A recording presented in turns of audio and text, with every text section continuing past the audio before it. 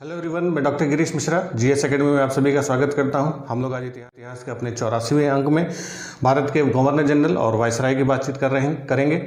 इसके पहले की वीडियोस में, पिछले दो वीडियो में 82 और 83 नंबर वीडियो में आपको बताया था कि इस तरीके से बंगाल में गवर्नर हुए, गवर्नर के बाद बंगाल के गवर्नर जनरल हुए, जिसमें बताया था कि बंगाल का जो पहला गवर्नर था वो क्लाइव था और अंतिम गवर्नर वॉरेन हेस्टिंग्स था। वॉरेन हेस्टिंग्स के समय ही बंगाल का जो गवर्नर था उसकी पदवी बढ़ा दी गई थी और गवर्नर जनरल ऑफ बंगाल हो गया था। बंगाल का गवर्नर अब बंगाल का गवर्नर जनरल हो गया।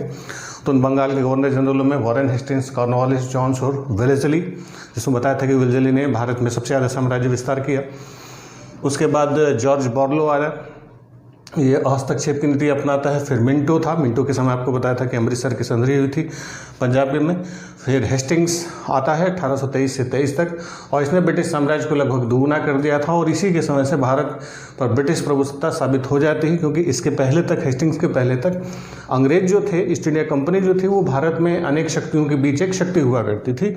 लेकिन हेस्टिंग्स के बाद अब अंग्रेज ही भारत के सर्वोपरि शक्ति बन चुके थे। इसके बाद जॉन एडम्स जो था हेस्टिंग्स के बाद आया था और ये सब्स्टिट्यूट स्थानापन्न गवर्नर जनरल था। इसने भारत की जो प्रेस थी, प्रेस यानी जो अखबार वगैरह चला करते थे, उसकी स्वतंत्रता पर प्रतिबंध लगाए, बहुत सारे बैन लगाए। फिर उसके बाद एमहस्ट आता है, 1823 से 28 तक था। एमहस्ट के समय फर्स्ट जो बर्मीज वॉर हुआ था, पहला बर्मा युद्ध हुआ था और इसी के समय बैरकपुर के सिपाहियों ने विद्रोह कर दिया था। एमहस्ट के बाद अगला जो बंगाल का गवर्नर जनरल आया, विलियम बेंटिक उसका नाम था, विलियम बेंटिक। 1828 to 1835।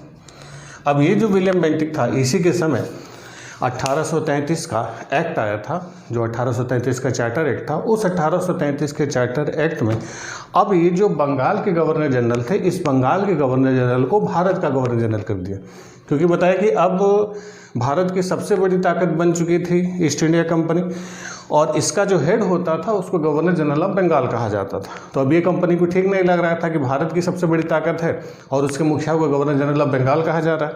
तो अब गवर्नर जनरल ऑफ बंगाल की पदवी बढ़ के क्या होगी, governor general of India. Bharat का गवर्नर जनरल, गवर्नर जनरल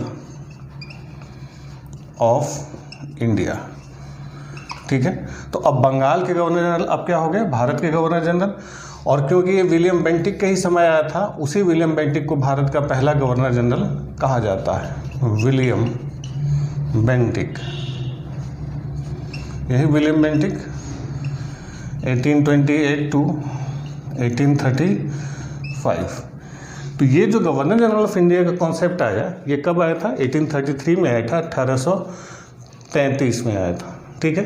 तो 1828 से लेके 1800 अगर कह ले 33 तक ये बंगाल का गवर्नर जनरल के रूप में शासन कर रहा था और 1833 से लेके 35 तक ये भारत के गवर्नर जनरल के रूप में सर्व करता है विलियम बेंटिक, 33 to 35। अब इस विलियम बेंटिक जो था, उदारवादी पार्टी जो थी, कट्टर था, बिल्कुल उदारवाद में ये विश्वास रखता था। ये राज्यों के विलय में, युद्ध में बहुत ज़्यादा इंटरेस्ट नहीं रखता था। इसको लगता था कि जो हमारे शासन में है, जो हमारे अंडर में है, उसका अधिक से अधिक कल्याण किया जाए और इसी में ये भरोसा रखता था। हालांकि ये विलियम बेंटिक पहले एक बड़ा योद्धा हुआ करता था। आपको बताएं, जब यूरोप में नेपोलियन का संघर्ष चल रहा था ब्रिटेन से, तो नेपोलियन के विरुद्ध उत्तरी इटली में विलियम बेंटिक ने ब्रिटिश सेना का नेतृत्व भी किया था। एक बड़ा सेनापति था ये। इसी जब नेपोलियन के विरुद्ध अभियान किया था विलियम बेंटिक ने, इसी के सफलता को देखते हुए ब्रिटिश सरकार ने इसको 1803 में मद्रास का गवर्नर बनाया था। यानी भारत का गवर्नर जनरल बनने से पहले विलियम बेंटिक 1803 में मद्रास का गवर्नर भी रह चुका था। और जब ये 1803 में मद्रास का गवर्नर हुआ था, उसी समय 1806 में एक विल्लोर में विद्रोह होता है। विल्लोर के सिपाहियों ने विद्रोह किया था, क्योंकि बंगाल के गवर्नर रहने के दौरान इसने क्या किया था कि सिपाहियों के जो जातीय चिन्ह थे, वो कान में बालियां पहनना, टीका लगाना, इन सारी चीज़ों पर बैन लगा दिया था। इस बात से सिपाही नाराज़ थे और वेल्लोर में उन सिपाहियों ने विद्रोह कर दिया। तो जो वेल्लोर का विद्रोह हुआ था, सिपाहियों का विद्रोह, उस समय मद्रास का गवर्नर विलियम बेंटिक ही था। इसके बाद ये वापस चला आया, फिर दोबारा 1828 में इसको बंगाल का गवर्नर बनाया गया और वही भारत का पहला गवर्नर जनरल बनता है विलियम बेंटिक। इसको भारत में ज़्यादातर अपने सामाजिक सुधारों के लिए जाना जाता है। कई सारे जो समाज सुधार के काम थे ये इसने किए थे, जिसमें जो कुछ प्रमुख जो समाज सुधार थे, जिसमें सबसे पहला और प्रमुख सुधार हम लोग देखते हैं सती प्रथा के बारे में। तो जो सती प्रथा का अंत था, इसका अंत 1829 के एक्ट 17, ठीक है, 1829 के एक्ट के नियम 17, 16, 17 ये होगा 17, 1829 के नियम 17 के द्वारा बंगाल से सती प्रथा का अंत कर दिया गया था।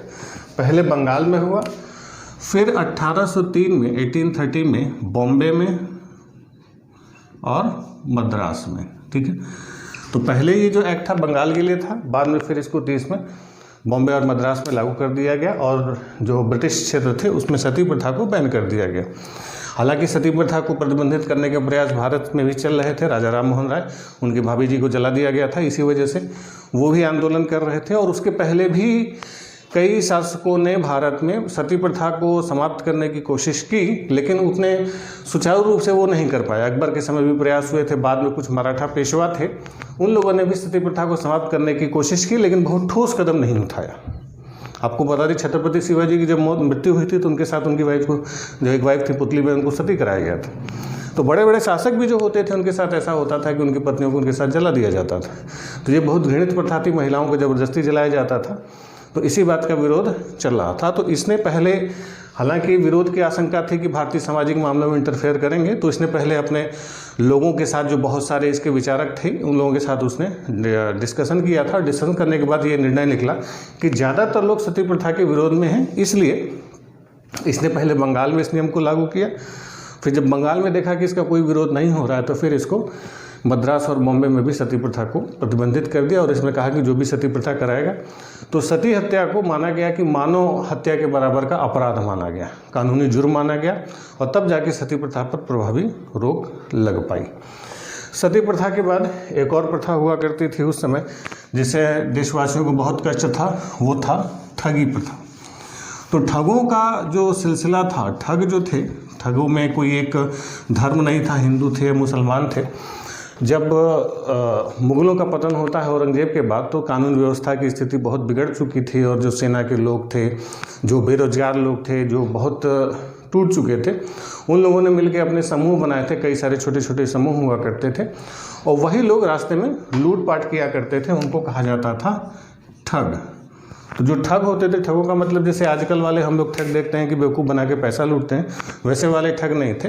ये जो ठग हुआ करते थे, इनके बड़े बड़े समूह होते थे, ग्रुप होते थे, 150, 200, और जो बड़े बड़े ग्रुप होते थे उसमें 400-400 लोग हुआ करते थे। ये ठग क्या होते थे, ग्रुप बना के रहते थे, समूह बना के रहते थे। इनके जो लोग होते थे, शहरों में कुछ लोग होते थे जो मुखबिरी करते थे। जैसे उनको कोई खबर मिलती थी, जैसे पता चला कोई व्यापारिक काफिला है बनारस से, उसको कलकत्ते जाना है, तो ठग तुरंत सूचना देते थे जो उनके मुखबिर होते थे, और रास्ते में ठग जो है घात लगा के बैठते थे, और कोई व्यापारी काफिला जाता था उस पर हमला कर देते थे। पूरा साजो सामान सब, पूरा हाथी घोड़े सब कुछ लूट लेते थे वो लोग, कुछ भी नहीं छोड़ते थे। और ठगों की मुखबिरी इतनी तगड़ी होती थी कि खुद अंग्रेज़ों ने माना था कि ठगों का जो सक्सेस रेशियो था वो 100% था, कि एक बार ठग अगर घात लगा के बैठ गए तो फिर वो हमला करके सब कुछ ख़त्म करके ही छोड़ते थे, कोई असफल केस उनका नहीं होता था।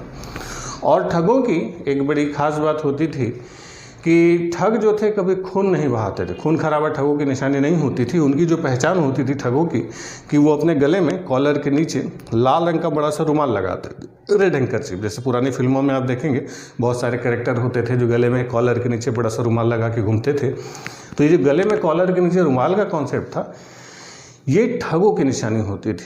लाल रुमाल वो लोग रखा करते थे, और उसी लाल रुमाल से गला घोंट के मार डालते थे।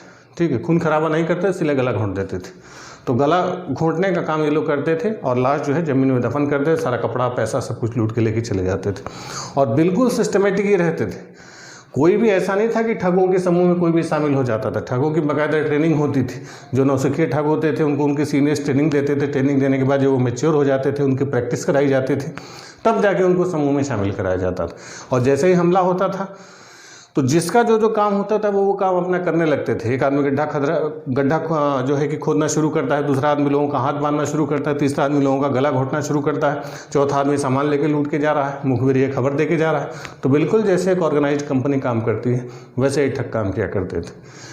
तो इनका पूरा जो विस्तार था उत्तर से लेके दक्षिण तक था, बहुत बड़े क्षेत्र तक था, और इससे आम जनता भी बहुत ज़्यादा परेशान थी। तो इन ठगों के दमन के लिए जो विलियम बेंटिक था उसने नियुक्त किया था कर्नल स्लीमैन को। तो कर्नल स्लीमैन नियुक्त हुआ। कर्नल स्लीमैन जो है एक बड़ी सेना तैयार करता है और ठगों के लिए पूरा उत्तर से दक्षिण तक बहुत बड़ा अभियान चलाता है, और उसी अभियान में ठगों को धीरे धीरे करके उनके सारे समूह तोड़ दिए जाते हैं। और 1835-36 के बाद 37 तक ठगों का फिर कोई अस्तित्व नहीं रहा। इस प्रकार एक बहुत बड़ी समस्या से भारत को मुक्ति मिली, जिसको कहा जाता है ठगी प्रथा। तो कर्नल स्लीमैन के माध्यम से इसने इसको समाप्त कर दिया था।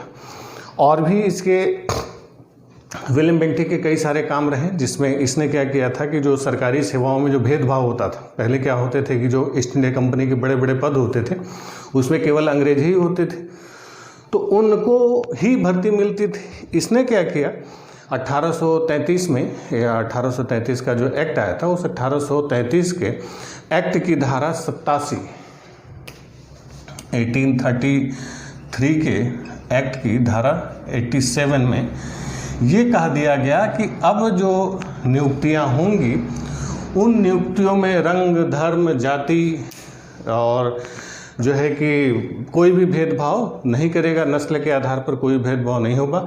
केवल जो चयन होगा, सिलेक्शन होगा, वो योग्यता के आधार पर होगा। यानी योग्यता को आधार बना के लोगों को कंपनी की सेवा में चयन किया जाएगा।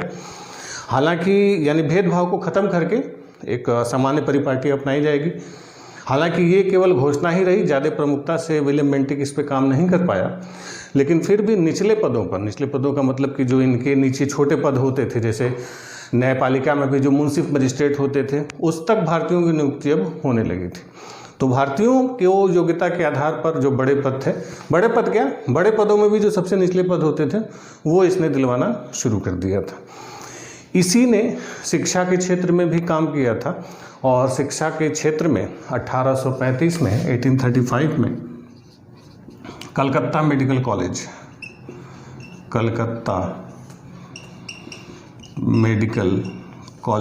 तो कलकत्ता मेडिकल कॉलेज किसने नींव डाली, ये बहुत फेमस हुआ कलकत्ता मेडिकल कॉलेज।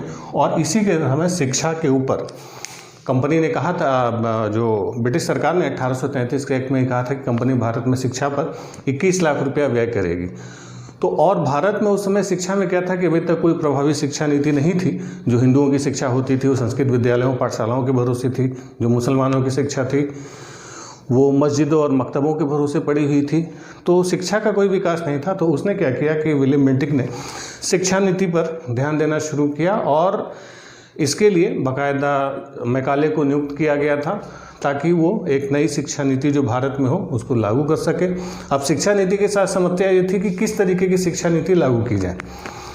तो कुछ जो पुराने विचारक थे, जो जिनको ओरिएंटल कहा जाता है, जो प्राच्य, जो जिसमें जेम्स प्रिंसेप प्रमुखता से थे, तो उन लोग का मानना था कि भारतीयों में जो शिक्षा पद्धति डेवलप करनी है तो हम यहाँ पर वही शिक्षा दें जो भारतीयों की पहले से पढ़ने की आदत है, जैसे इतिहास है, भूगोल है, दर्शन है, संस्कृत है, वेद पुराण है। तो जो भारतीयों की पहले से पढ़ने की आदत है वही पढ़ाया जाए। लेकिन जो मैकाले था उसका मानना इससे अलग था। उसका कहना था कि भारत में हमें इंग्लिश एजुकेशन को ही आगे बढ़ाना चाहिए, क्योंकि इसको लगता था अरब देशों और जो भारत जैसे देश हैं इनकी शिक्षा व्यवस्था कोई वैज्ञानिक नहीं है, बिल्कुल बेकार है। वो कहता था कि भारत और अरब की संपूर्ण शिक्षा ब्रिटेन, यूरोप की लाइब्रेरी का एक छोटा सा बुक शेल्फ की तरीके से हो सकता है, यानी बहुत हीन समझता था। और फाइनली डिबेट के बाद 2 फरवरी 1835 को, 2 फरवरी 1835 को मैकाले का घोषणा पत्र आता है, मैकालेज माइन्यूट आता है। और इसी मैकाले के घोषणा पत्र में मैकाले ने डिक्लेयर कर दिया कि अब भारत में शिक्षा का माध्यम अंग्रेजी रखा जाएगा। इसमें उसने साफ कहा था कि भारत एक धनी किसानों का देश है, अमीरों का देश है। अमीर किसान यहाँ पर रहते हैं, यहाँ पर लोगों को भीख मांगते हुए नहीं देखा जा सकता, देखा गया है अभी तक। भारत के लोगों को अगर लंबे समय तक गुलाम बना के रखना है तो यहाँ के लोगों को इनकी भाषा से तोड़ना पड़ेगा।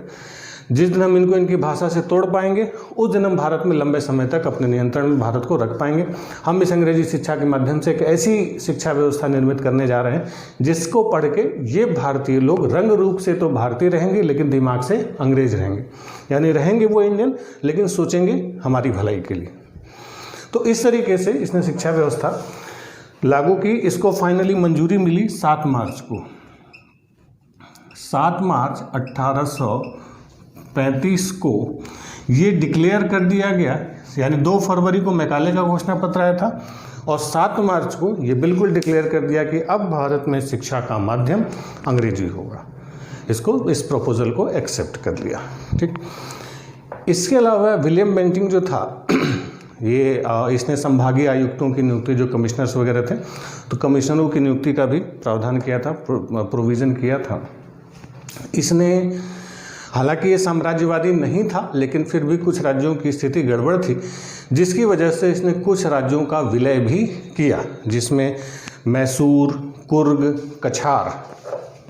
1831 में 1831 में इसने मैसूर का विलय किया।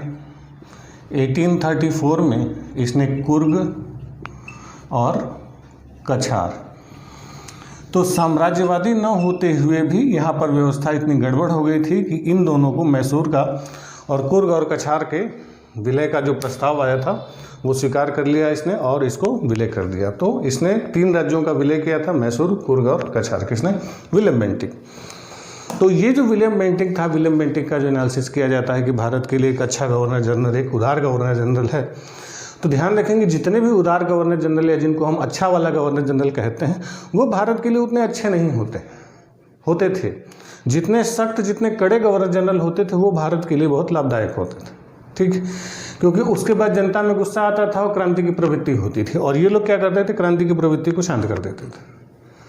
तो विलियम बेंटिंक जैसे सती प्रथा का समापन था, तो सती प्रथा के समापन के लिए इसने पहले विचार विमर्श किया, कहीं जनता में गुस्सा तो नहीं है, जनता में गुस्सा नहीं है, इसलिए इसने ठगी प्रथा को समाप्त करने का कानून बना दिया। ठगी के खिलाफ पता था कि जनता पहले से नाराज है, तो उसने सीधे सीधे सैनिक अभियान चलाया। तो ये बहुत सोच समझ के करता था और ये भारत के लोगों की भलाई के लिए नहीं, भारत में ब्रिटिश साम्राज्य को कैसे मजबूत किया जाए, लोगों का गुस्सा साम्राज्य के प्रति कम हो, साम्राज्य के प्रति लोगों का रिस्पेक्ट बढ़े ताकि लोग अंग्रेजों के राजभक्त बने। तो इसने भारत के लिए नहीं, भारत में अंग्रेजी सत्ता की स्थापना के लिए अच्छा काम किया। अब जैसे विलियम बेंटिक था, ये भारत में प्राच्य शिक्षा का समर्थक था कि भारतीयों को जो पुरानी शिक्षा है, जो ओरिएंटल स्टडीज है, वही पढ़ाई जाए। तो कुछ इतिहासकार कहते हैं कि भारतीयों की शिक्षा को ये अच्छा मानता था, वो अच्छा कुछ नहीं मानता था। वो ये चाहता था कि जो भारतीय लोग पुरानी पद्धति से पढ़ रहे हैं वही पढ़ते रहें ताकि ये लोग कुएं के मेढक बने रहें। इनके अंदर पाश्चात्य शिक्षा अगर आ गई, वेस्टर्न एजुकेशन आ गया, तो ये भी हमारी तरीके से सोचने लगेंगे, हमारी तरीके से बोलने लगेंगे, तो ये भी हमारी तरीके से स्वतंत्रता की भावना से ओतप्रोत हो जाएंगे, फिर हमारी गुलामी कौन करेगा। तो इसकी सोच भारत का भला करने का नहीं था, कंपनी का भला, ब्रिटिश सरकार का भला करने में था। इसके चक्कर में भारत का भला इसने किया। जो कुछ सामाजिक कुरीतियाँ मिटाई वो इसीलिए मिटाई ताकि लोगों की स्वामी भक्ति ब्रिटिश एम्पायर के प्रति बढ़ जाए। प्रेस के संबंध में भी इसका यही मानना था कि अगर हम प्रेस को दबा के रखेंगे, मीडिया को दबा के रखेंगे, अखबारों को दबा के रखेंगे, तो इससे लोगों का गुस्सा भड़क सकता है। अखबारों को, प्रेस की स्वतंत्रता ये किसी भी देश के लिए बहुत ज़रूरी मानता था और ये चाहता था कि प्रेस को स्वतंत्र किया जाए। जैसे आपको बताया कि एडम्स ने प्रेस की स्वतंत्रता पर प्रतिबंध लगाया था, लेकिन ये उसको हटाने वाला था, लेकिन हटा नहीं पाया था। उसके पहले इसकी तबीयत खराब हो गई, बीमार पड़ गया। तो बीमार पड़ गया तो बीमारी की वजह से, खराब स्वास्थ्य की वजह से विलियम बेंटिक वापस चला गया था। ठीक है, तो इसकी जो वापसी हुई थी ये खराब स्वास्थ्य की वजह से हुई थी। तो जो अगला सब्स्टिट्यूट गवर्नर जनरल बना उसी ने फिर इसके अधूरे काम को पूरा किया और जो प्रेस था, प्रेस की स्वतंत्रता को, प्रेस को स्वतंत्र किया और जो भी उस पर प्रतिबंध लगाए गए थे उसको उसने हटा दिया। तो इसके बाद जो गवर्नर बना वो था चार्ल्स मेटकॉफ। यानी विलियम बेंटिक के बाद कौन आया? Charles Metcalfe. अब ये जो चार्ल्स मेटकॉफ था ये लंबे समय तक नहीं रहा था। ये केवल 1835 से 1836 तक रहा। ये उस समय भारत में ही था। ये जब इस तबीयत इसकी खराब हुई वापस गया तो इसको बना दिया गया।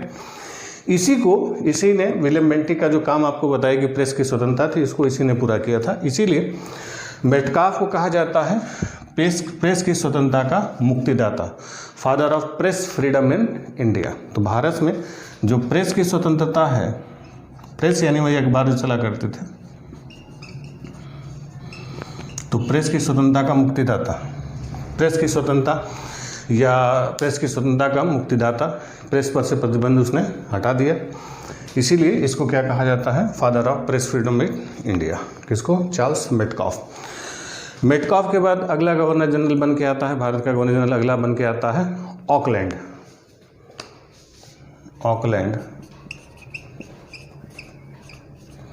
ऑकलैंड का जो टाइम पीरियड था 1836 टू 1842, 1836 से 1842।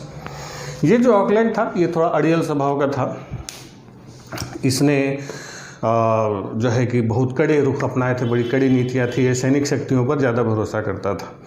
इसी के समय जो शेरशाह सूरी मार्ग था, आपको बताया था शेरशाह सूरी ने जो सड़क बनाई थी पेशावर से सोनारगांव, तो उस शेरशाह सूरी मार्ग जो था उसका नाम बदल के जीटी रोड कर दिया गया। तो ये जो जीटी रोड हम लोग सुनते हैं, ग्रैंड ट्रंक रोड, इसका नामकरण जीटी रोड कब हुआ था? ये ऑकलैंड के समय हुआ था। इसके पहले उसको शेरशाह सूरी मार्ग कहा जाता था। ये मुल्तान से पेशावर तक बना था, उसी का नाम इसने बदला था और उसको और ठीक ठाक कराया था। इसी ऑकलैंड ने उस समय यूरोप में थोड़ी हलचल चल रही थी और अफ़गानिस्तान की तरफ से रूस जो है वो बढ़ रहा था। तो रूस भारत पर नियंत्रण स्थापित करने के लिए अफ़गानिस्तान की तरफ बढ़ रहा था। तो अब रूस का प्रसार रोकने के लिए ऑकलैंड ने अफ़गानिस्तान में इंटरफेयर करने की कोशिश की। हालांकि वो सफल नहीं हुआ, लेकिन फिर भी बाद में हालांकि परिस्थितियां बदली और अफ़गानिस्तान पर हमले की कोई आशंका नहीं थी, क्योंकि अफ़गानिस्तान भारत के एकदम पश्चिम में था। ठीक है, अब जैसे इंडिया का हम लोग ये मोटा मोटी मैप देखें इस तरीके से, तो इधर वाले हिस्से पर ब्रिटिश एम्पायर यहाँ तक था सारा फैला हुआ, इधर वाले हिस्से पर पंजाब की रियासत थी और फिर इधर उसके बाद इधर अफ़गानिस्तान था। तो पंजाब को पार करके अफ़गानिस्तान पर नियंत्रण स्थापित करना था इसको, ठीक है। और रूस चाहता था इधर से वृद्धि, तो उसी रूस की बढ़त को रोकने के लिए अफ़गानिस्तान पर नियंत्रण स्थापित करना चाहता था ऑकलैंड। तो इसके लिए बीच में जो उस समय पंजाब की रियासत थी रणजीत सिंह को वो अपने पाले में लेना चाहता था। रणजीत सिंह को अपने फेवर में उसने किया था। जो पंजाब के शासक थे रणजीत सिंह, और इधर अंग्रेज थे और इधर था अफ़गानिस्तान।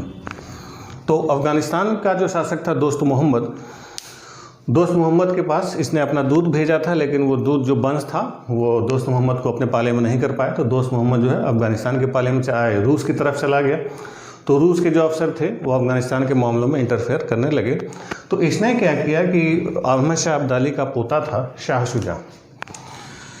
शुजा जो था वो भी गद्दी पर अधिकार करना चाहता था। और शाह शुजा वहाँ से अफ़गानिस्तान से जब दोस्त मोहम्मद ने उसको भगा दिया तो वो भागते हुए भारत आया और वही पंजाब से पहले सहायता लेना चाहता था। और उसी सहायता के लिए शाह शुजा ने क्या किया था कि जो कोहिनूर हीरा था, कोहिनूर हीरा का नाम आपने सुना होगा, अलाउद्दीन खिलजी के समय से चर्चा में रहा।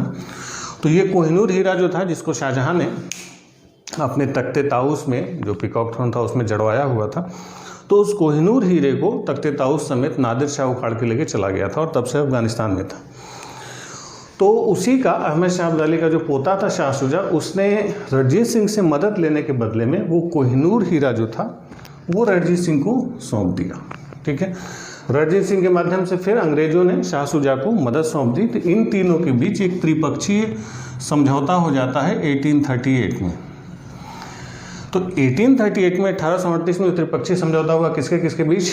अंग्रेजों के बीच, पंजाब और अफ़गानिस्तान के बीच। तो उस समय अंग्रेजों में गवर्नर जनरल ऑफ इंडिया कौन था? ऑकलैंड था। पंजाब का राजा रणजीत सिंह और अफ़गानिस्तान की तरफ से शाह शुजा। हालांकि शाह शुजा भगोड़ा था, लेकिन क्योंकि इसी शाह शुजा के माध्यम से अंग्रेज इंटरफेयर कर सकते थे। बाद में रणजीत सिंह इस संधि से अलग हो जाते हैं। रणजीत सिंह अफगानिस्तान के मामले में ज़्यादा इंटरेस्ट नहीं लेते। समस्याएं बरकरार होने के बावजूद इसने वंश को भेजा, फिर यहाँ पर सेना भेजी और सेना भेज के दोस्त मोहम्मद को हराया और दोस्त मोहम्मद को हरा के अफगानिस्तान में शाह शुजा को बिठा दिया। तो उसी को कहा जाता है फर्स्ट एंग्लो अफगान वार, प्रथम आंग्ल अफगान युद्ध। ठीक है, तो ये जो फर्स्ट एंग्लो अफगान वार हुआ 1838 टू 1842,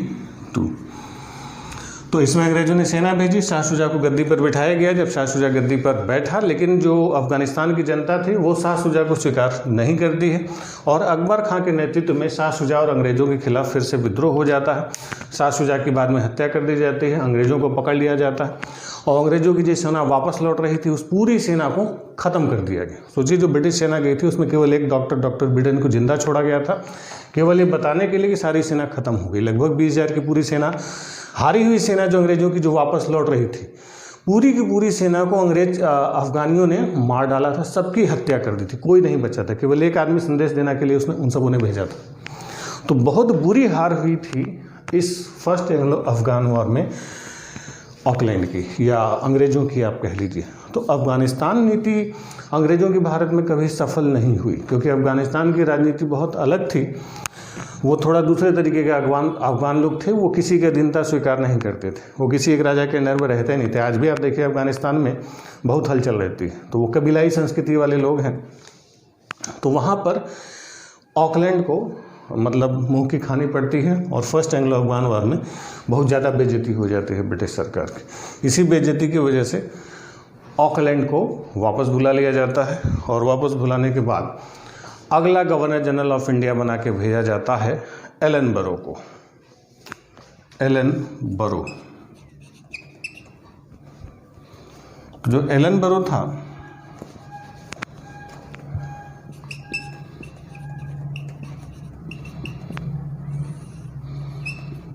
(1842 से 1844 तक था। इस एलन बरो के समय बहुत सारी घटनाएं नहीं हुई थी। इस समय 1843 में एक और राज्य था सिंध जो पहले पाकिस्तान के हिस्से था। सिंध का विलय हुआ ब्रिटिश साम्राज्य में। तो सिंध का विलय किसके समय में ब्रिटिश साम्राज्य में हुआ? वो एलन बरो के समय हुआ था। हालांकि सिंध का जो विलय करना था, यानी सिंध के जो शासक हुआ करते थे उनको अमीर कहा जाता था, अमीरों का जो हटा के सिंध का प्रशासन पूरी तरीके से अंग्रेज़ों के हाथों में लिया गया। तो इस बात के लिए बड़ी बेइज्जती हुई थी ब्रिटिश सरकार की, क्योंकि सिंध के जो अमीर थे इन लोगों ने अंग्रेज़ों के साथ जो समझौता किया था, उस समझौते की सारी शर्तों पर वो लोग खरे उतर रहे थे और कभी भी ब्रिटिश सरकार का विरोध नहीं किया। जितना पैसा मांगा जाता था उतना वो लोग देते थे और सिंध में खुद ब्रिटिश रेजिडेंट हुआ करता था। इसलिए जब सिंध का विलय हुआ तो जिस अफसर ने सिंध का विलय किया था वहाँ पर ब्रिटिश रेजिडेंट था चार्ल्स नेपियर। चार्ल्स नेपियर ने खुद अपनी डायरी में लिखा है कि हमें सिंध को अपने अधीन में लाने का कोई अधिकार नहीं, किंतु फिर भी हम ऐसा करेंगे क्योंकि यह एक लाभदायक उपयोगिता और मानवतापूर्ण नीचता होगी। उसको खुद पता था कि ये नीचता है, लेकिन क्योंकि फ़ायदा हो रहा है इसलिए हम करेंगे। तो चार्ल्स नेपियर के नेतृत्व में सिंध का विलय किया गया था एलन बरो के समय। ठीक, तो ये सिंध जो था जिसने हमेशा ब्रिटिश सरकार का साथ दिया, इसका भी विलय कर लिया।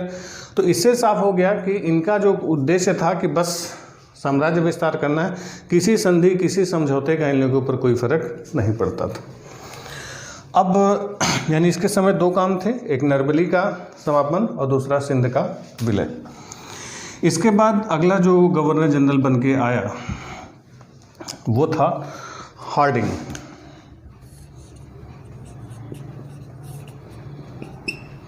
हार्डिंग जो था इसका टाइम पीरियड था 1844 1844 से 1846। हार्डिंग ध्यान रखेंगे, हार्डिंग भी दो हुए थे, एक इस समय था, बाद में फिर 1910 से 16 वहाँ भी हार्डिंग आपको मिलेगा।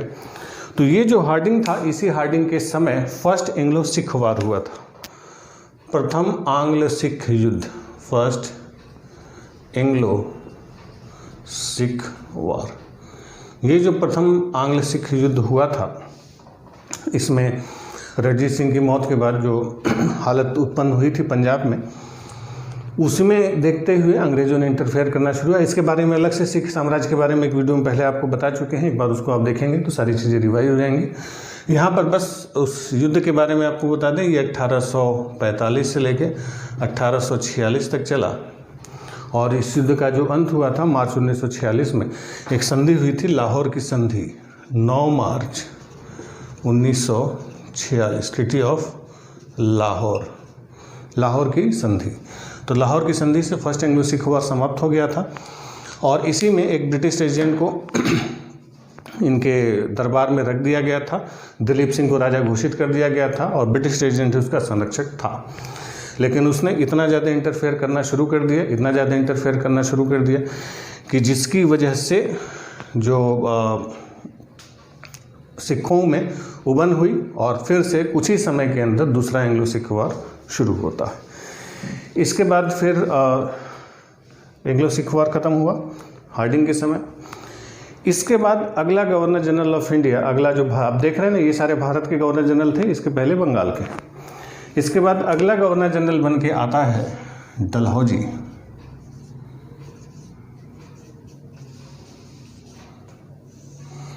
डलहौजी का जो टाइम पीरियड था 1848 टू 1856, 1848 से 1856। अब ये जो डलहौजी था,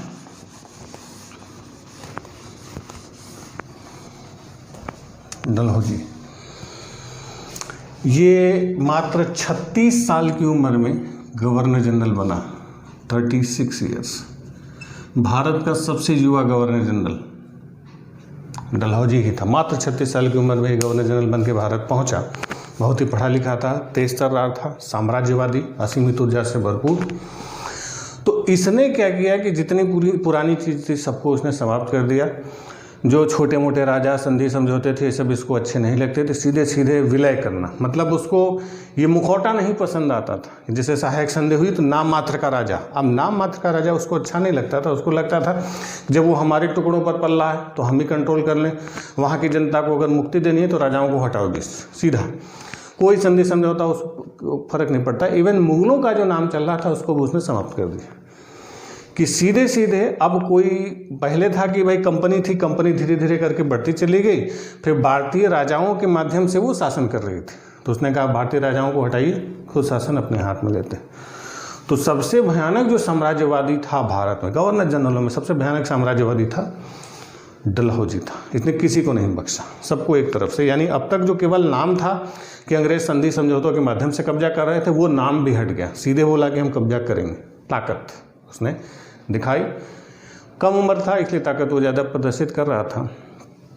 तो इसके लिए इसकी जो सबसे पॉपुलर चीज़ थी उसको कहा जाता है हड़प नीति। हड़प नीति या उसी को कहा जाता है व्यापगत का सिद्धांत, डॉक्ट्रिन ऑफ लैप्स।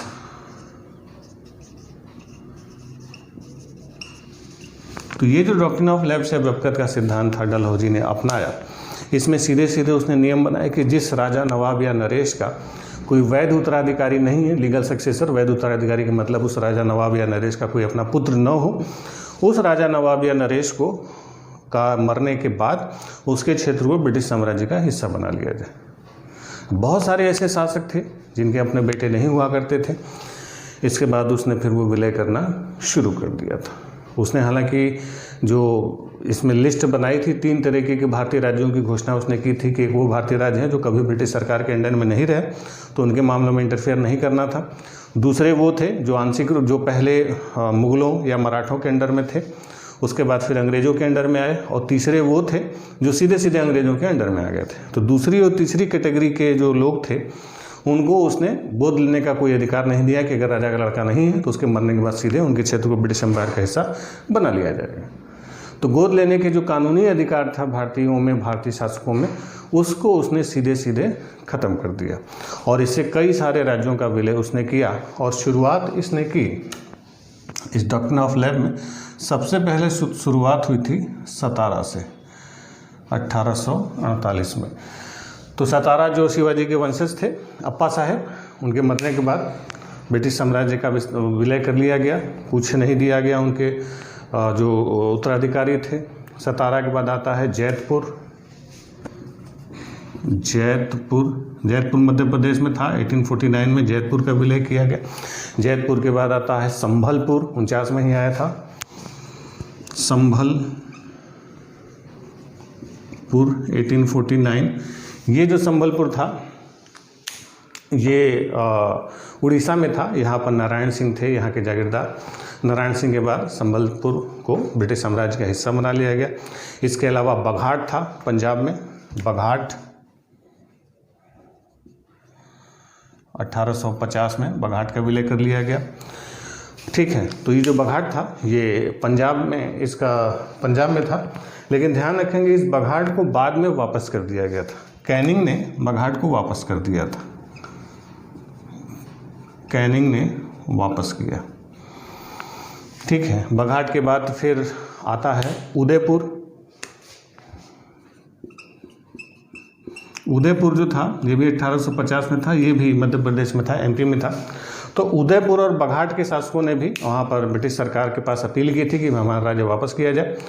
तो कोर्ट ऑफ डायरेक्टर्स के कहने पर कैनिंग ने उदयपुर को भी वापस कर दिया था। तो उदयपुर और बघाट ये जो दोनों थे इसको बाद में इन राजाओं को वापस दे दिए गए थे। इसके अलावा जो था झांसी सबसे पॉपुलर रहा, जिसका नाम हम लोग सुनते हैं। 1853 में झांसी का विलय होता है। झांसी 1853। झांसी के राजा थे गंगाधर राव। तो जो झांसी थी, झांसी पहले मराठों के अधीन एक रियासत थी। यहाँ के राजा गंगाधर राव थे, बूढ़े थे काफ़ी। जब गंगाधर राव की मौत हुई तो उनको कोई बेटा नहीं था। इन्हीं की विधवा थी लक्ष्मीबाई। तो लक्ष्मीबाई ने दामोदर राव नाम के एक लड़के को गोद ले लिया और कहा कि हमारा दत्तक पुत्र है, झांसी वापस कर दिया। लेकिन डलहौजी नहीं माना और झांसी का विलय किया और दामोदर राव को नहीं सौंपा गया। तो इसी का विरोध करते हुए लक्ष्मीबाई ने 1857 की क्रांति में प्रमुख भूमिका निभाई थी। इसके अलावा जो सबसे गड़बड़ हुआ था वो नागपुर के साथ हुआ था। 1854 में नागपुर 1854 नागपुर में जो थे यहाँ के जो शासक थे रघुजी सेकंड थे। तो यहाँ पर जब नागपुर का विलय हुआ तो जैसे सब सहायक संधि इसमें जब हड़प नीति में जब विलय होता था तो केवल जो गद्दी हड़पी जाती थी, जो राजा की पर्सनल प्रॉपर्टी होती थी, जो निजी संपत्ति होती थी, वो उनके उत्तराधिकारियों को मिलती थी। लेकिन नागपुर के मामले में अंग्रेजों ने वो भी नहीं किया और कहा कि जो भी उनकी पर्सनल प्रॉपर्टी है वो राज्य द्वारा ही जनता के ही पैसे से खरीदी गई है, इसलिए उनकी व्यक्तिगत संपत्ति भी अंग्रेजों ने हस्तगत कर ली थी। पर्सनल प्रॉपर्टी तक छीन ली गई थी। पहले ये था कि केवल गद्दी छीनी जाती थी, राजाओं की निजी संपत्ति उनके वारिसों को दी जाती थी, लेकिन नागपुर के साथ ऐसा नहीं हुआ। और सबसे लास्ट का जो विलय हुआ था वो था अवध 1856। अवध का विलय में सबसे ज़्यादा नाटक हुआ था 1856 में, क्योंकि अवध के जो अंतिम नवाब थे नवाब वाजिद अली शाह। लेकिन ध्यान रखेंगे अवध का जो विलय हुआ था इस हड़प नीति के तहत नहीं हुआ था। हड़प नीति में केवल यही थे। कौन कौन से थे? सतारा था, जैतपुर था, संबलपुर था, बघाट था, उदयपुर था, झांसी था, नागपुर था। ध्यान रखेंगे अवध का विलय जो था वो डॉक्ट्रिन ऑफ लैप्स के तहत नहीं हुआ था, क्योंकि जो व्यक्तिगत का सिद्धांत था इसमें था कि राजा के मरने के बाद उसके जो उत्तराधिकारी नहीं होंगे तब विलय किया जाएगा। अवध के साथ इसका ठीक उल्टा था। अवध का नवाब भी जिंदा था, नवाब वाजिद अली सिंह जिंदा था और उसको एक बेटा भी था। यानी नवाब ने बेटा पहले से पैदा करके रखा हुआ था। उसका बेटा था बिरजिस कादिर, उसकी वाइफ थी बेगम हजरत महल, जिसको महकपरी के नाम से जाना जाता है। ये सब 1857 में हम लोग डिटेल में बातचीत कर चुके हैं। तो अवध पर इन्होंने आरोप लगाया कुप्रशासन का कि अवध का एडमिनिस्ट्रेशन खराब हो चुका है और आउटरम को भेजा गया। आउटरम ने अपनी रिपोर्ट लगाई कि अवध का अवध में कुप्रशासन फैल चुका है। अगर अवध की जनता का भला चाहना है, अवध के करोड़ों नागरिकों का भला करना है ब्रिटिश सरकार को, तो अवध का विलय करना होगा। ठीक, तो अवध का विलय जो था वो हड़प नीति के तहत नहीं हुआ था। वो किसके आधार पर हुआ था? कुप्रशासन खराब प्रशासन के आधार पर अवध का विलय हुआ, न कि हड़प नीति के कारण। ठीक है, ध्यान रखेंगे, अवध इस डॉक्ट्रिन ऑफ लेफ्ट में शामिल नहीं होगा। अवध का विलय समझ लीजिए कि एकदम लास्ट हो गया था। इसके अलावा जो सबसे बड़ा विलय हुआ इसका, इस व्यक्तिगत संधि के अलावा, वो था पंजाब। पंजाब आपको बताया कि जो हार्डिंग के समय फर्स्ट एंग्लो सिख वार हुआ था, इसके बाद अंग्रेजों ने वहाँ गड़बड़ी शुरू कर दी, जिसकी वजह से सिखों ने विद्रोह कर दिया और 1852 में डलहौजी को बहाना मिल गया और 1852 में पंजाब पर आक्रमण किया गया। सेकंड एंग्लो सिख वार हुआ, पंजाब का विलय कर लिया गया और जो पंजाब के राजा थे, जो रणजीत सिंह के बेटे थे दिलीप सिंह, उनको पेंशन देके लंदन भेज दिया गया, नॉर्फॉक की जागीर दे दी गई और पूरे पंजाब पर कब्जा कर लिया गया। सोचिए, पंजाब में ब्रिटिश रेजिडेंट रखा गया था। ब्रिटिश रेजिडेंट की ये जिम्मेदारी थी कि पंजाब राज्य की रक्षा करे, कोई गड़बड़ी न होने दे। तो अगर कुछ गड़बड़ी हुई तो जिम्मेदारी ब्रिटिश रेजिडेंट की थी, न कि राजा की थी, क्योंकि सारी जिम्मेदारी तो अंग्रेजों की थी। अगर कुछ गड़बड़ी तो अंग्रेजों को हटाना था ना, लेकिन पता चला गड़बड़ भी अंग्रेजों ने की और सजा मिली राजा को, जबकि राजा के हाथ में तो कोई ताकत ही नहीं थी। तो पंजाब का विलय केवल विलय करना था, इसलिए हुआ था, कोई नियम कानून नहीं था। ठीक, और दूसरा कि इसी के समय इसने क्या किया था कि जब आपको बताया था कि फर्स्ट बर्मा युद्ध हुआ था, पहला आंग्ल बर्मा युद्ध एमहर्स्ट के समय हुआ था 1824 से 26 तक। तो उसमें कुछ बर्मा के जो बंदरगाह वगैरह थे, कुछ शहर थे, उसमें ब्रिटिश व्यापारियों को व्यापार करने की छूट मिली हुई थी। तो उसमें जो ब्रिटिश कप्तान थे, उनके पर उन्होंने कुछ गड़बड़ी की तो बर्मा की सरकार ने बहुत तगड़ा जुर्माना लगा दिया। आप सोचिए, 2 कप्तानों के ऊपर जुर्माना लगाया गया। इस बात से डलहौजी इतना नाराज़ होता है कि सीधे एक बहुत बड़ी नौसेना भेजता है बर्मा के ऊपर हमला करने के लिए, और इसके समय सेकेंड एंग्लो बर्मीज वार होता है 1852 में। द्वितीय आंग्ल बर्मा युद्ध 1852 में हुआ और इसी सेकेंड एंग्लो बर्मीज वार में जो बर्मा में लोअर बर्मा और पीगू का क्षेत्र था, इसका विलय कर लिया गया। लोअर बर्मा और पीगू, ये दोनों जो बर्मा से छीन लिया गया और उसका विलय ब्रिटिश साम्राज्य के अंतर्गत कर दिया। यानी बर्मा का विस्तार, बर्मा में भी अंग्रेजों का विस्तार अब होने लगा था। बाद में थर्ड एंग्लो बर्मीज वार बाद में हुआ, आप भी चर्चा करेंगे इसके बाद। इसके अलावा एक और बड़ा काम था इसका, 1850 में सिक्किम का विलय। सिक्किम को भी इसी ने भारत में लाया था। एक ही सिक्किम के साथ दार्जिलिंग भी इसने लिया था। तो सिक्किम, दार्जिलिंग, ये सारे काम तो आप देख रहे हैं कितना विस्तार किया था इसने। Satara, Jaipur, Sambalpur, Baghat, Udaipur, Jhansi, Nagpur, Awadh, Punjab, lower Burma, Pegu, Sikkim, Darjeeling, ये सब डलहौजी ने शामिल कर दिया था भारत में। बहुत बड़ा साम्राज्यवादी था ये, बहुत ज़्यादा विस्तार किया इसने ब्रिटिश साम्राज्य का। अचानक से जो ब्रिटिश राज्य था वो भारत में इनका 3 गुना बढ़ गया था। ठीक है, 3 गुना क्या, 3.5 गुना बढ़ गया था। हालांकि 1-2 विलय को स्वीकृति नहीं मिली थी, जिसमें एक बहुत छोटी सी रियासत थी करौली। करौली ऐसी रियासत थी जिसका विलय, छोटी सी रियासत थी जिसका विलय डलहौजी करना चाहता था। अब सोचिए, डलहौजी जैसा आदमी उसका विलय करना चाहता था लेकिन विलय नहीं कर पाया। कोर्ट ऑफ डायरेक्टर्स ने मंजूरी नहीं दी और करौली का विजय नहीं कर पाता। तो ध्यान रखेंगे, पूछा जाए कौन सी रियासत थी जिसका विलय डलहौजी करना चाहता था लेकिन नहीं कर पाया, वो कौन था? करौली। करौली को मिलाना चाहता था लेकिन नहीं मिला पाया था, कोर्ट ऑफ डायरेक्टर्स ने मना कर दिया था उसके विलय से। तो इतना सारा साम्राज्य विस्तार जो था ये सारा डलहौजी का था।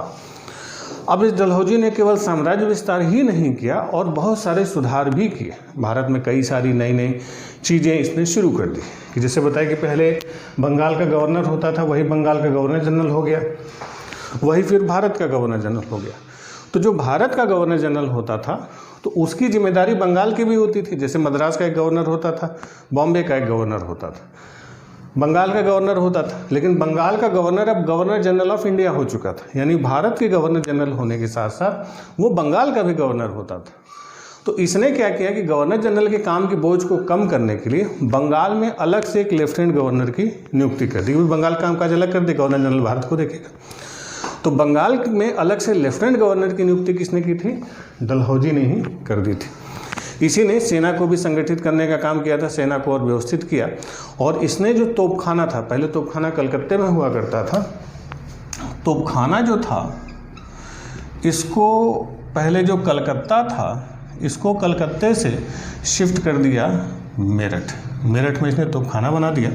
और जो सेना का मुख्यालय था, सेना मुख्यालय जो था इसने शिफ्ट कर दिया शिमला में। शिमला को ही आर्मी का केंद्र बना दिया, सेना का मुख्यालय शिमला में इसने कर दिया। और इसी ने शिमला को भारत की शीतकालीन राजधानी बना दी। शिमला जो भारत की राजधानी बनी, शीतकालीन राजधानी बनी, वो डलहौजी के समय ही बनी थी। ठीक, तो शीतकालीन नहीं, ग्रीष्मकालीन, गर्मी के दिन में। जाड़े के दिन में तो इधर रहते, गर्मी ज़्यादा लगती थे, शिमला में चले जाते थे। तो गवर्नर जनरल साल के आधे समय जो है शिमला रहने लगा और आधे समय कलकत्ता रहने लगा। तो शिमला को जो राजधानी बनाई गई थी, डलहौजी ने बनाया था, और सेना का मुख्यालय भी शिमला को इसने बना दिया। तोपखाने को कलकत्ता से उसने मेरठ शिफ्ट कर दिया। इसके अलावा और भी कई सारे सुधार हैं। डलहौजी अभी ख़त्म नहीं हुआ। डलहौजी बहुत बड़ी चीज़ थी, बहुत सारे काम इसने भारत में किए थे। इसका जो 8 साल था, उस 8 साल में इतना कुछ उसने किया कि इस 8 ही सालों में अचानक से भारत एक नया हो गया। तो इसे कहा जाता है अंग्रेज़ों के द्वारा, हम तो नहीं मानते, अंग्रेज़ों के द्वारा इसको कहा जाता है आधुनिक भारत का निर्माता। आधुनिक भारत की नींव इसी ने डाली थी। इसी के समय से आधुनिक भारत की कई सारी चीज़ें शुरू हुई, जिसमें शिक्षा व्यवस्था पर भी इसका काम था, एजुकेशन पर। शिक्षा के क्षेत्र में इसके 2 काम महत्वपूर्ण हैं। इसके समय में टॉमसन की व्यवस्था के अनुसार यूपी, बंगाल और पंजाब में जो स्थानीय भाषा में जो लोकल जो लैंग्वेज होती है, लोकल लैंग्वेज में प्रारंभिक शिक्षा का प्रस्ताव दिया। वो टॉमसन का प्रस्ताव था शिक्षा में, टॉमसन प्रस्ताव। तो इसमें यूपी, बंगाल और पंजाब में स्थानीय भाषा में शिक्षा देने का बात किया गया। और इसी के समय 1854 में इसी एजुकेशन का एक बहुत बड़ा घोषणा पत्र आता है 1854 में, वुड्स डिस्पैच। ये जो वुड डिस्पैच है, हमारे यहाँ भारत में शिक्षा का मैग्ना कार्टा कहा जाता है। चार्ल्स वुड ने इस डिस्पैच को तैयार किया था। तो इसने कुछ शिक्षा के बारे में निर्देश दिए थे। इसमें प्राइमरी से लेके अपर लेवल की शिक्षा का था, मुझे बेसिकली कॉलेज की शिक्षा पर ज़्यादा इसमें फोकस किया गया था। और इसी वुड डिस्पैच के ही प्रावधानों पर भारत में यूनिवर्सिटीज़ की स्थापना होती है और डिस्ट्रिक्ट लेवल पर जो हायर सेकेंडरी के जो स्कूल होते हैं उसकी स्थापना होती है। यही वुड डिस्पैच कहता है कि भारत में लंदन यूनिवर्सिटी के मॉडल पर 3 जो प्रेसिडेंसी कॉलेज थे, presidency college of Bombay, presidency college of Madras, presidency college of Calcutta, इन तीनों प्रेसिडेंसी कॉलेजों की स्थापना इसी वुड डिस्पैच की सिफारिशों पर हुई थी। लेकिन वो डलहौजी के समय नहीं हुई थी। हुई थी 56 में ही, लेकिन डलहौजी के समय नहीं। डलहौजी जा चुका था, जब अगला आया कैनिंग, उसके समय हुई थी वुड डिस्पैच के अनुसार। ठीक है, तो शिक्षा के क्षेत्र में काम हुआ। सबसे महत्वपूर्ण काम हुआ रेलवे। रेलवे लंदन में पहले से चल रही थी। इस रेलवे को भारत में शुरुआत करने का श्रेय डलहौजी को जाता है। इसी ने 1853 में 1853 में भारत की पहले रेलवे लाइन बिछाई गई। वो गई थी अप्रैल 1853 में रेलवे लाइन बिछाई गई थी। वो गई थी मुंबई से थाने, ठीक, सॉरी पुणे लिख दी, थाने था। तो मुंबई से थाने तक पहली रेलवे लाइन कब बिछी थी? 1853 में। दूसरी रेलवे लाइन गई थी 1854 में, रानीगंज से झरिया तक गई थी। तो जो रेलवे का विकास भारत में होना शुरू हुआ, ये इसी डलहौजी के समय हुआ था। और शुरुआत में इसने क्या किया था कि रेलवे के लिए सरकारी पूंजी नहीं लगाई थी, क्योंकि सरकार के पास इतना पैसा नहीं था रेलवे में लगाने के लिए, क्योंकि रेलवे एक बहुत खर्चीला विभाग है। एक रेलवे को प्रोजेक्ट को बनने में 10 से 15 साल लग जाते हैं। तो उसके लिए सरकारी पैसे के बजाय इसने ब्रिटिश पूंजी को अट्रैक्ट किया था और ब्रिटेन के पूंजीपतियों को कहा था कि भारत में वो लोग इन्वेस्ट करें। अब ब्रिटेन के पूंजीपति भारत में उतना ज़्यादा वो लोग कैपिटल इन्वेस्ट करने के मूड में नहीं थे, वो भी रेलवे जैसे प्रोजेक्ट में, क्योंकि भारत वैसे ही गरीब था, भी रेलवे की शुरुआत करनी थी। तो इस समय क्या किया गया कि ब्रिटेन में रेलवे के लिए शेयर उतारे गए और उसके शेयरों पर 5% डिविडेंड, 5% लाभांश की गारंटी सरकार ने ली कि जो भी इसके रेलवे में पैसा लगाएगा उसको कम से कम 5% का लाभ होगा। तो जब 5% लाभांश की गारंटी सरकार ने दी कि अगर लाभ नहीं हुआ तो 5% सरकार लाभ देगी, तब जाके वहाँ पर पूंजीपतियों ने पैसा लगाना शुरू किया। तो इसमें बहुत सारे जो पूंजीपति थे उन लोगों ने भारतीय रेलवे में पैसा लगाया। ठीक, चलिए, तो रेलवे का विकास इसी समय हुआ। इसी के समय जो टेलीग्राफ,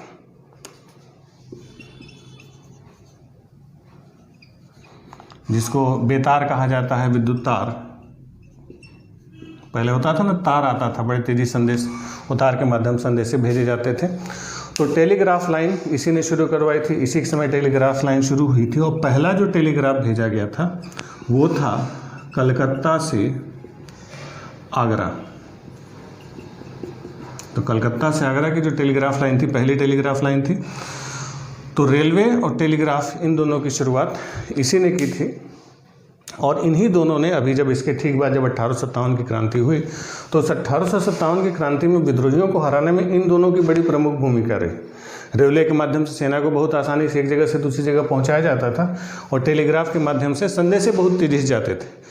एक विद्रोही ने मरते मरते कहा था कि इस टेलीग्राफ की लाइन ने हम विद्रोहियों का गला घोट दिया। तो टेलीग्राफ में 1857 की क्रांति में अंग्रेजों की बहुत बड़ी मदद की थी। ठीक, इसके अलावा इसने डाक विभाग में भी सुधार किए थे।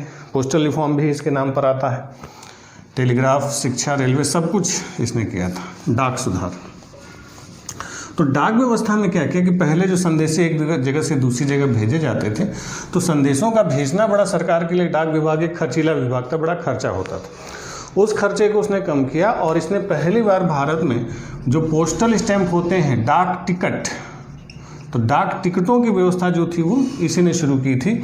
और 2 पैसा रेट रखा गया था कि 2 पैसे की दर से टिकट लगाया जाए अगर किसी लेटर पर, तो पूरे भारत में कहीं भी भेजा जा सकता था। अब सोचिए, 2 पैसे के टिकट पर पूरे भारत में चिट्ठी भेजी जा सकती थी। ये व्यवस्था इसी ने शुरू की थी और इसी ने 1854 में पोस्ट ऑफिस एक्ट लाया था। इसी पोस्ट ऑफिस एक्ट में अलग अलग जो पोस्टल जो महानिदेशक होते हैं, अलग अलग प्रेसिडेंसी में उसने नियुक्त करना शुरू कर दिया था। तो डाक सुधार भी इसने किया। तो वो डाक विभाग जो पहले घाटे में जाता था, ऐसी व्यवस्था बनाई, पहले 1 करोड़ के घाटे में था। डलहौजी के बाद ये डाक विभाग 2 करोड़ के फायदे में चला गया। यानी जो पहले खर्चीला विभाग था, अब उससे इनकम इसने शुरू करा दी थी। इसी ने अलग से, जैसे आज भी हम लोग का एक डिपार्टमेंट है, सरकारी विभाग होता है PWD, लोक निर्माण विभाग या सार्वजनिक निर्माण विभाग। तो पब्लिक वर्क्स डिपार्टमेंट, सार्वजनिक निर्माण विभाग जो सड़कें और नहरें और पुल ये सारे बनाते हैं। तो PWD लोक निर्माण विभाग की स्थापना भी डलहौजी ने ही की थी। इसी ने जो गंगा नहर उस समय बन रहा था, उस गंगा नहर के काम को पूरा कराया। इसी ने अलग से 1854 में 1854 में अलग से शिक्षा विभाग की स्थापना की। एजुकेशन डिपार्टमेंट अलग से बनवा दिया, विभाग। तो अलग से एजुकेशन डिपार्टमेंट, अलग से PWD डिपार्टमेंट, PWD, ये सब किसके काम थे? डलहौजी के काम थे। ये डलहौजी जो था ये मुक्त व्यापार, फ्री ट्रेड का बहुत तगड़ा समर्थक था। इसने भारत के जो बंदरगाह थे, इंडियन पोर्ट्स थे, उन भारत के बंदरगाहों को अंतर्राष्ट्रीय व्यापार के लिए पूरी तरीके से खोल दिया कि उस पर टैक्स नहीं लगाएंगे। जो भी सामान जाएगा न उस पर कोई टैक्स लगेगा, न कोई सामान आएगा तो उस पर भी टैक्स नहीं लगेगा। तो इंटरनेशनल ट्रेड के लिए, अंतर्राष्ट्रीय व्यापार के लिए भारतीय बंदरगाहों को खोलने का जो श्रेय था वो भी डलहौजी को जाता है। तो इससे क्या हुआ मुक्त व्यापार से कि भारत से जो कच्चा माल था, रॉ मटेरियल था, ये बहुत भारी मात्रा में जाने लगा इंग्लैंड, और वहाँ से तैयार माल बहुत भारी मात्रा में भारत में आने लगा। तो इससे यूरोपीय व्यापारियों को बहुत ज़्यादा फायदा हुआ, क्योंकि उन लोगों को खरीद के लेके जाते थे तो कोई टैक्स नहीं देना पड़ता था, और वहाँ सामान ला के बेचते तो भी टैक्स नहीं देना पड़ता। तो इससे वहाँ के सामानों की जो भरमार है वो भारतीय बाजार में हो गई, और भारतीय हथकरघा उद्योग, भारतीय जो लोकल इंडस्ट्री थी वो बुरी तरीके से प्रभावित होते और इंग्लैंड के सामान भारत में भर जाते हैं। तो बंदरगाहों को अंतर्राष्ट्रीय व्यापार के लिए इसी ने खोला था। खैर, और भी बहुत सारे काम हैं, सारों पर काम पर चर्चा किया जाए तो बहुत लंबा समय लग जाता है।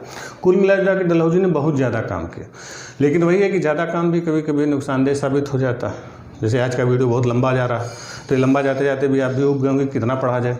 खैर, इसलिए समाप्त करते हैं। समाप्त करने से पहले बता दें कि इसकी जो नीतियाँ थी कई मामलों में अच्छी थी, लेकिन जो इसका साम्राज्य विस्तार था अंधाधुंध, इसको लगता है कि हमने सब कुछ ठीक ठाक किया तो साम्राज्य विस्तार करने का हक भी हमें मिल गया।